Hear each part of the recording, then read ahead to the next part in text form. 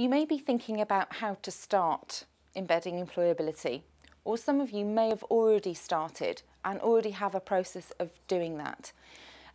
This isn't for one moment a directional video to tell you exactly how to do it, because I know that areas of the university are already going through that process and doing it extremely well. But I wanted to just give a few tips and hints on how to think about starting if you hadn't already done so. Sometimes we know that we're embedding employability in the modules that we're delivering, and that is very firmly fixed in our head. But I think a very useful place to start is by conducting an audit of the module or different parts of the course. And we have created an audit that you'll find in these pages around embedding employability to help you kick off that process. And the audit is about identifying the skills that we feel students need at the different levels. You will find a document that does outline the different skills that are needed by all the different levels within university, from level 4 through to level 7.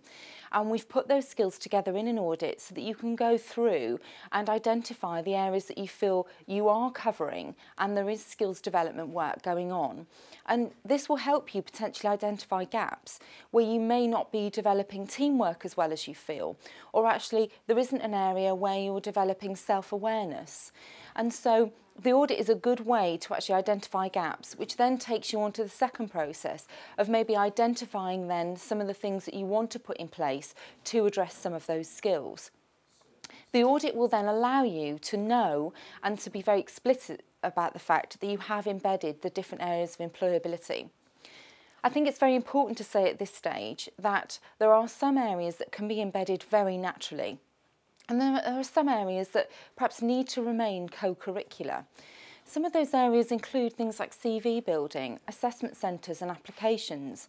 And I know that students often come to tutors wanting to have their CV checked, they want advice about an application and the technicalities of that. And we feel that perhaps that should remain a co-curricular activity. And what I would say is that there is a document within these RAF pages that do show all of the different activities that the Careers Service are planning to deliver next year, so that you can highlight these to students and refer them on and signpost them so they can get that support around those co-curricular elements.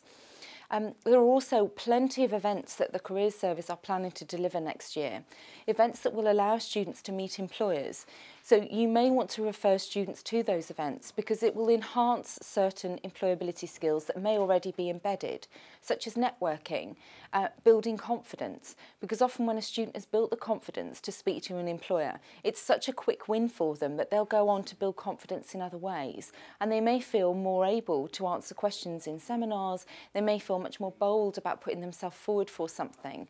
And so that is why in the document that identifies the different needs and skills students need at different levels, there is an E or a CC next to those skills, which indicate that these skills can either be embedded and delivered in a co-curricular way, or that some things need to remain co-curricular. Of course, the Careers Service are always here, so if you need advice or you want to know where to signpost students for particular things, we are here to guide you. The reason why we've identified that some skills are perhaps better to be embedded and some of the skills are better off remaining co-curricular is because sometimes there's a temptation to put in as many employability skills into a module as possible. And some of those things can include more technical elements like CVs, applications, psychometric testing. And sometimes that can feel like it's been bolted on to a module rather than something that comes out naturally in a programme. And what we don't want to do is try and fit a square peg in a round hole, which is why we've suggested that some things remain co-curricular. And that doesn't mean that you can't bring in the Careers Service to be delivering a first-year intervention on CVs, for example, but by sectioning that skill out, it does show to students that actually they need to do much more around CV building than just thinking about putting together their initial CV for a part-time job.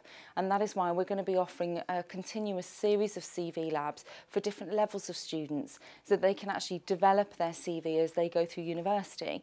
As some of the feedback from employers is that they feel that they're potentially seeing CVs that were developed in the first year and really look as though they haven't gone a step further and reflecting the skills that a final year student will have. And so it's most certainly not about trying to cram everything in, but really developing the personal development areas within the curriculum and leaving the more technical aspects as a co-curricular activity.